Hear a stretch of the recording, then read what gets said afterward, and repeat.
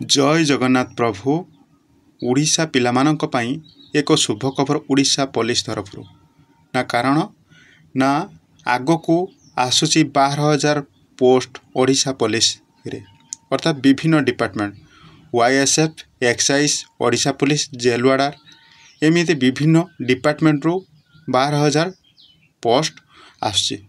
मु गोटे छोट वीडियो क्लिप रखुची से वीडियो क्लिप को देख तापर आम डिटेल्स आलोचना करवा केउ दिन केउ डेट रे आसीबो एई वीडियो माध्यम मु संपूर्ण जणीबी एज रिलैक्सेशन दबो कि नहीं आगे फिजिकल हम कि आगे रिटिन हम यही वीडियो माध्यम मु संपूर्ण तथ्य आपण मानकु जणीबी। आगे प्रथम ये शॉर्ट वीडियो क्लिपटी रखुची प्रथम आगे देख तापर ता विषय आम आलोचना करवा। 12,000 खाली थी पदवी आम पूरण करने जाऊँ एवं से आम Odisha state striking force OSSF जो 3,003 जन को नियुक्ति देवा एवं गोटे फोर्स तैयारी करवा स्वतंत्र भाव राज्य सरकार एवं ओडिशा इंडस्ट्री सिक्यूरिटी फोर्स जो 3,000 आम जवान को नियुक्ति देवा ट्राफिक कर्मचारी जो कि से 2,000 लोक नियुक्ति दूँ ट्राफिक को आज दिन में भुवनेश्वर कटक भाया बड़ बड़ जो सिटी है तार आवश्यकता दृष्टि होमगार्ड में 5,000 एवं प्रशिक्षण कैडर पर 267 जन को नियुक्ति देवा फरेन्सिक पद में 254 जन को एवं अन्य क्षेत्र में एमती मिसेले पाखापाखि 12,000 अधिक नियुक्ति देवा। ये कथा केवल मुख्यमंत्री कही ना यहाँ आमर विधानसभा पड़ी एवं गृहमंत्री अमित शाह सहित भी आलोचना होती कारण बर्तमान चाहते प्रशासन क्षेत्रटा को बहुत स्ट्रंग करने से देखु 2023 ओडिशा पुलिस बाहर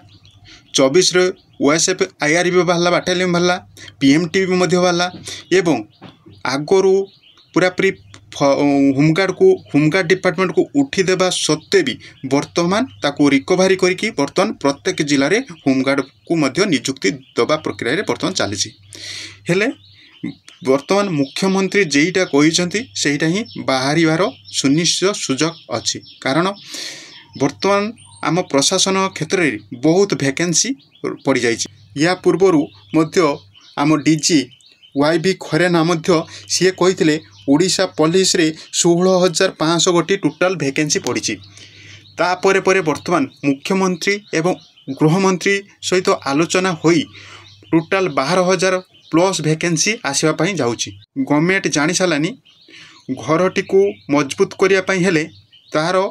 मूलदुआ स्ट्रंग रहा दरकार अर्थात एठी मूलदुआर हूँ प्रशासन क्षेत्रटा को सी बहुत स्ट्रंग करने जाऊँगी। तेणु बहुत शीघ्र यही वर्षे 2025-26 भितर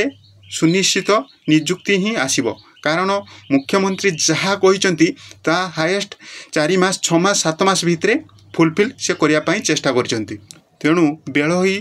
गोविंद स्मरण अर्थात पोस्ट बाहर पूर्वर तुम्हें जदि निजको प्रस्तुत करी रखिबो अर्थात रिटिन ले फिजिकल ले जदि प्रस्तुत करी रखिबो तेबे तुमर गोटे ना गोटे पोस्ट तुम ना रे लेखिकी रहिबो। तेणु आम यूट्यूब चैनल रे प्रत्येक दिन किछि ना किछि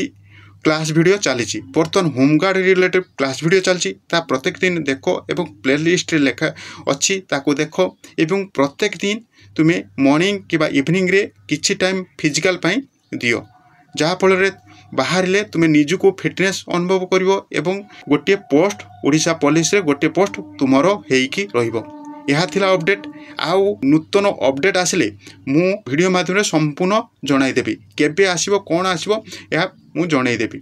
यह थिला update. Thank you watch my video.